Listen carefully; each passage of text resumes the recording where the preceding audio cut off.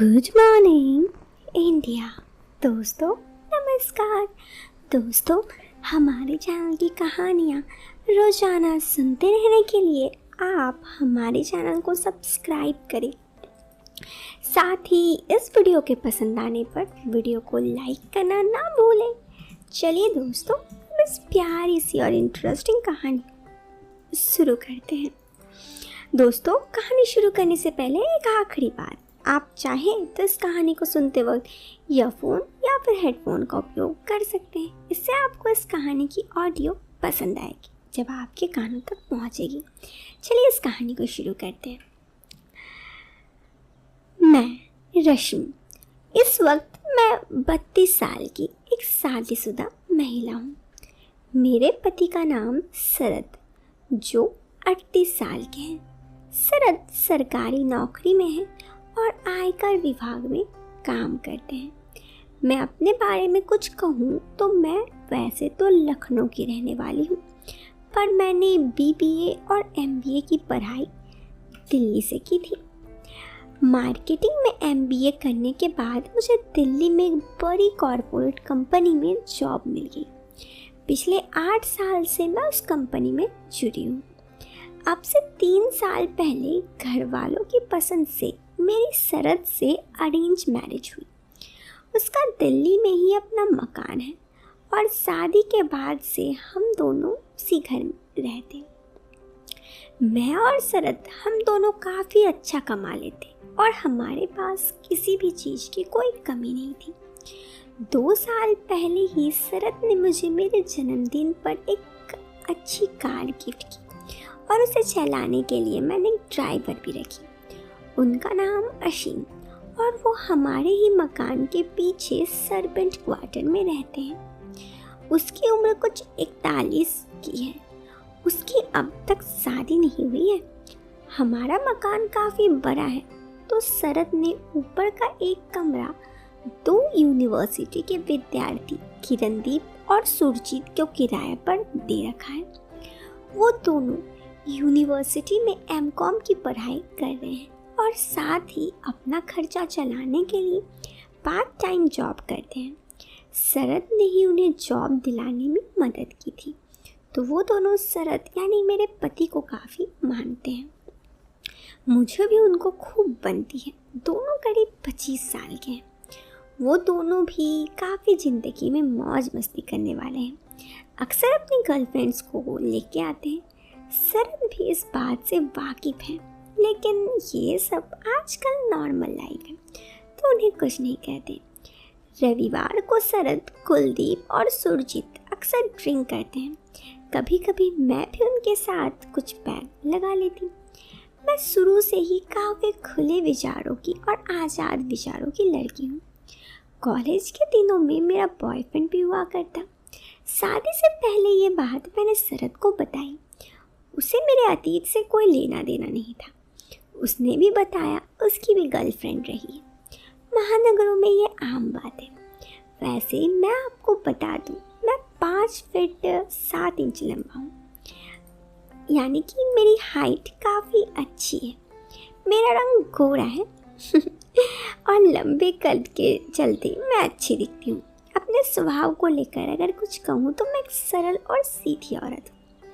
बचपन से पढ़ाकू रही और साथ ही साथ अपने निजी ज़िंदगी में भी सही रही। निजी ज़िंदगी में मैं और शरद की शादीशुदा ज़िंदगी काफ़ी अच्छी चल रही है। अपने काम के सिलसिले में हम दोनों ही व्यस्त रहते, पर हर वीकेंड एक दूसरे के साथ अच्छा समय व्यतीत करते। हर वीकेंड हम कोई सिनेमा या कहीं घूमने निकल जाते। अकेले होने पर भी साथ रहते। मेरी अब तक की ज़िंदगी काफ़ी अच्छी थी और मैं अपने जीवन में काफ़ी खुश हूँ। लेकिन अक्सर ऐसा कहा जाता है, जब समय बहुत अच्छा चल रहा हो तो आने वाली कठिन समय का भी एक हिस्सा है। मेरे साथ भी कुछ ऐसा ही होने वाला था। अब से 2 साल पहले मेरे पति को उसके ऑफिस से उसके ट्रांसफ़र की खबर मिली। शरद नौकरी में ये आम बात थी, सरकारी नौकरी में, पर पिछले 14 साल से मेरे पति दिल्ली में ही मौजूद थे। हमने भी ऐसा मान लिया कि अब तक नहीं हुई तो शायद आगे भी तबादला नहीं होगा। इस बात पर हमने कभी विचार ही नहीं किया। तबादले की खबर हम दोनों के लिए किसी सदमे से कम नहीं था। एक तरफ तो तबादले के साथ साथ शरद की तरक्की भी हुई, उसकी जिससे उसकी ज़िंदगी में आमदनी के साथ उसका प्रमोशन भी हो गया। लेकिन साथ ही हमें अपना घर और यहाँ के दोस्त और ज़िंदगी छोड़कर जाने का गम भी था। मैं भी अपने करियर के चरम में थी और हाल ही में मेरा भी कंपनी में प्रमोशन हुआ। अपनी बसी बसाई ज़िंदगी छोड़कर जाना काफ़ी परेशानी थी। शरद ने इस बारे में बातचीत करने पर हमने फैसला किया कि मैं यही दिल्ली में अपना काम कर संभालूंगी और शरद अपना नया तबादला स्वीकार करेगा। उसने वादा किया कि वो हर 2-3 महीने मुझसे मिलने यहाँ आता रहेगा। इसी प्रकार हम दोनों इस परिस्थिति को स्वीकार की और अपने आने वाले कल के बारे में सोचने लगे। शरद के जाने से 1 सप्ताह पहले हम दोनों के पास ही एक हिल रिसॉर्ट में कुछ दिन छुट्टियां मनाने की सोची। मैंने सोचा था शरद के जाने से पहले का समय बिताने का ये आखिरी मौका है। ये रिसॉर्ट दिल्ली के ही पास मौजूद एक हिल स्टेशन पे था और वहाँ हम पहले भी कई बार जा चुके थे। वो हमारे घर से केवल 3 घंटे की दूरी पे था और अक्सर किसी वीकेंड हम वहाँ के लिए निकल जाते। इस बार भी हमारी यात्रा ज़्यादा समय के लिए थी। हमने 4 दिन के लिए वहाँ कमरा किराए पर लिया और पूरे 4 दिन उसे भरपूर रूप से इस्तेमाल करने की सोची। जहाँ तक मैं शरद को जानती थी, इन 4 दिनों को वो लाइफ में खुलकर जीने लायक था। शादी के बाद भी हम दोनों कई बार घूमने गए थे। फिर वो 4 दिन कैसे बीत गए पता ही नहीं चला। हम साथ वक्त बिताने में इतने मगन हो गए कि आने वाली परिस्थितियों के बारे में कुछ समय के लिए सही पर भूल ही गए। घर वापस आते ही हमें यह एहसास हुआ कि अब बस 2 ही दिन बचे हैं और आज से 2 दिन बाद हम लोग अलग अलग शहर में होंगे। जाने से पहले मैंने शरद के लिए एक सरप्राइज़ पार्टी का इंतज़ाम किया और उसके ऑफिस के सारे दोस्तों को घर पर खाने की आमंत्रित किया। मैंने सुरजीत और किरणदीप की मदद से ये पार्टी की प्लान की थी। रोज की तरह जब शरद जिम से वापस आया तो हमने उसे सरप्राइज़ दी। उसके तरक्की की खुशी में ही मैंने इस पार्टी को रखा था। उस शाम मैं बहुत ही आकर्षक काले रंग की सिल्क साड़ी पहनी थी। शरद को खुश करने के लिए हमने हर मुमकिन कोशिश की और काफ़ी हद तक उसे सफल भी हुई। पार्टी देर रात तक चली। सभी के साथ ड्रिंक्स और मेरे बनाए हुए खाने में लुप्त थे। शरद के दोस्तों के साथ उनकी बीवियां भी उपस्थित थी और शुक्र है कि वो कुछ काम में मेरा हाथ भी बटा रही थी। पार्टी में ड्रिंक्स बनाना और सर्व करना सुरजीत और किरणदीप का जिम्मा था। इस तरह सब अच्छे से मैनेज हो गया। देर रात पार्टी चलने के बाद एक एक करके सब अपने घर की ओर चले गए। वो सभी जाते हुए शरद को बधाई और मुझे भी पार्टी के लिए शुक्रिया करने लगी। सब चले जाने के बाद वहाँ मैं और शरद अकेले थे। तब शरद के साथ मैं कुछ पल बात करने लगी। यह आखिरी वक्त था हम दोनों का साथ रहने का।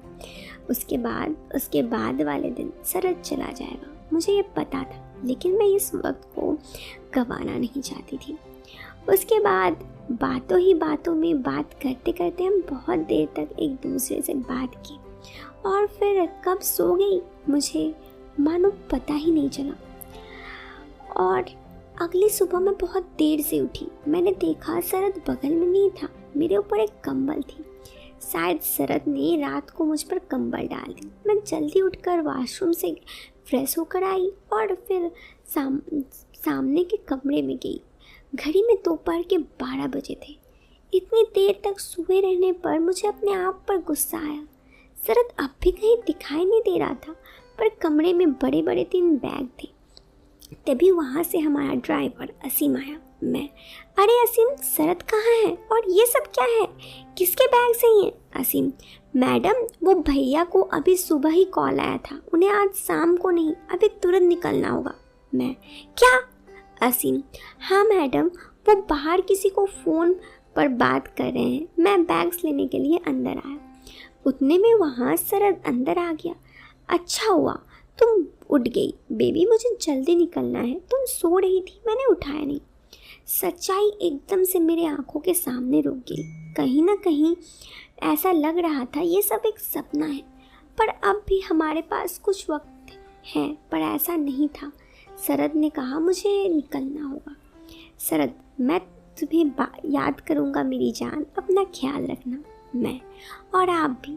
शरद, अपने काम पे ध्यान देना। मैं पहुंचकर वहां सेटल होते ही असीम को वापस भेज दूंगा कुछ दिनों के लिए। असीम के आने तक सुरजीत और या कुरनदीप तुम्हें ऑफिस छोड़ देगा। तुम चिंता मत करो, तुम्हें कुछ भी लगे तो उससे कह देना। मैं शरद को देखते रही। अरे बाबा बस बस, आप फिक्र मत करिए, मैं सब मैनेज कर लूँगी। आप बस अपना ख्याल रखना और पहुँचते फ़ोन कर लेना। शरद के बैग्स कार में रखने के बाद मैंने असीम की मदद से उसे आखिरी बार बाय किया। उसके जाने के बाद मैं वहीं खड़ी और आखिरी पल तक उसे देखते रही। अंदर वापस आते ही मुझे बिल्कुल अकेला लगने लगा, पर मैंने अपने आप को समझाया और वापस जाकर बिस्तर पर लेट गई। कहते हैं ना, हर मुसीबत एक नया अवसर प्रदान करता है। मेरे साथ भी कुछ ऐसा ही होने वाला था, जिसका मुझे उस वक्त तक अंदेशा नहीं था। जिंदगी की तराजू हमेशा समान होता है। जब कोई हमसे दूर जाता है तो वो किसी के पास आने की शुरुआत होती है। आने वाला समय में ये बात मुझे भी समझ आ गई, पर उस वक्त मैं सबसे बेघर चैन की नींद सो रही थी। आने वाले वक्त क्या हुआ, यह आपको इस कहानी के दूसरे पार्ट में बताऊंगी। अभी फ़िलहाल इस वीडियो से लेती हूँ अलविदा। ये वीडियो अगर आपको पसंद आई हो तो आप एक लाइक कर देना। चैनल पे पहली बार आए हैं तो सब्सक्राइब करें। मिलते हैं फिर एक नए वीडियो में एक नए और इंटरेस्टिंग टॉपिक के साथ। Till then bye bye.